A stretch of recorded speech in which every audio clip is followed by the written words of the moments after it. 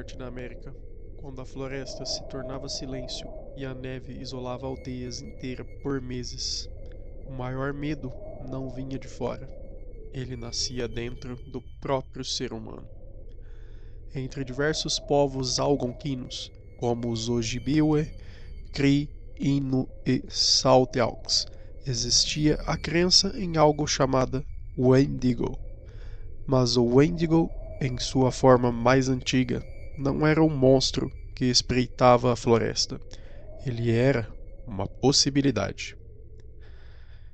Esses povos habitavam regiões marcadas por frio extremo, escassez de alimento e isolamento prolongado.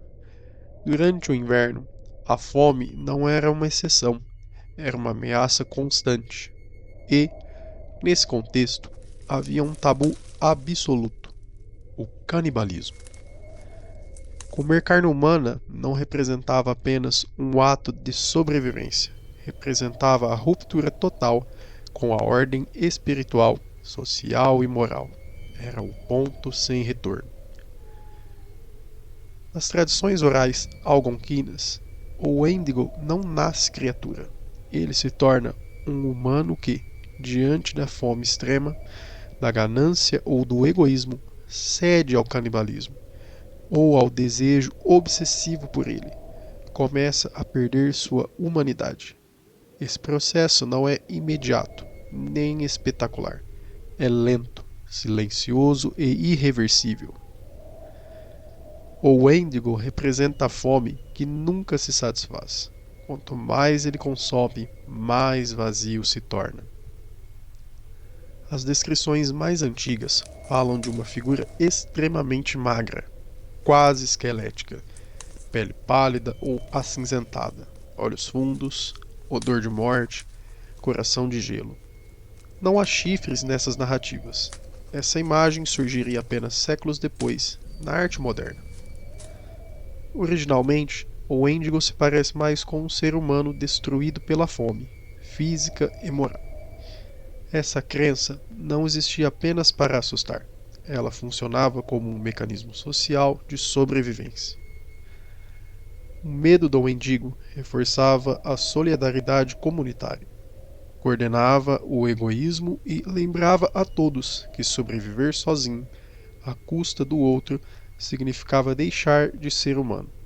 Em alguns relatórios históricos, indivíduos considerados tomados pelo Wendigo eram isolados ou até executados preventivamente, não como punição cruel, mas como proteção coletiva.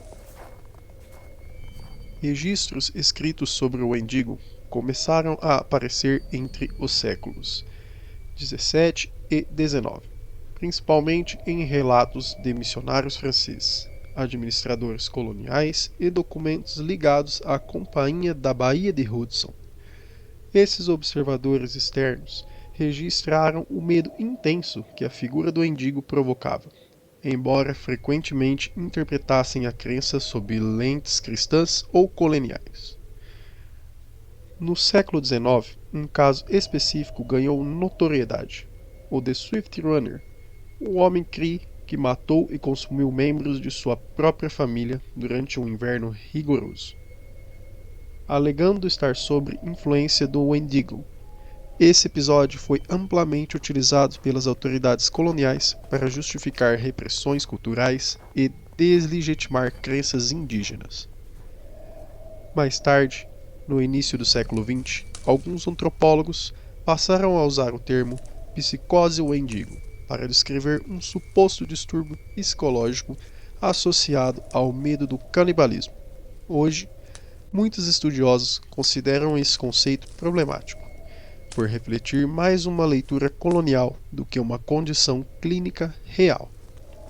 Autores indígenas, como Basil Johnston, ressaltam que o Wendigo deve ser entendido como um símbolo cultural, não como doença nem como criatura literal. Esse conceito atravessou o tempo e, séculos depois, reaparece na literatura moderna. Na obra O Cemitério, do escritor Stephen King, publicada em 1983, o Wendigo surge não como um monstro visível, mas como uma presença silenciosa que corrompe decisões humanas. Ali, ele não obriga ninguém à violência. Ele apenas oferece um atalho e observa.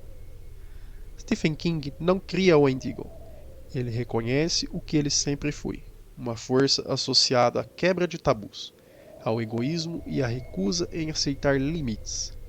Essa não é a origem do Wendigo, mas um reflexo moderno de um medo antigo. Um medo que continua compreensível, mesmo fora do seu contexto original. No fim, o Wendigo representa algo profundamente humano, a possibilidade de que, em condições extremas, a fome destrua o princípio moral. E só depois o corpo. Esse não é o medo da floresta. É o medo do que resta quando todas as regras desaparecem. E talvez por isso o Wendigo nunca tenha deixado de existir. Não como criatura, mas como advertência.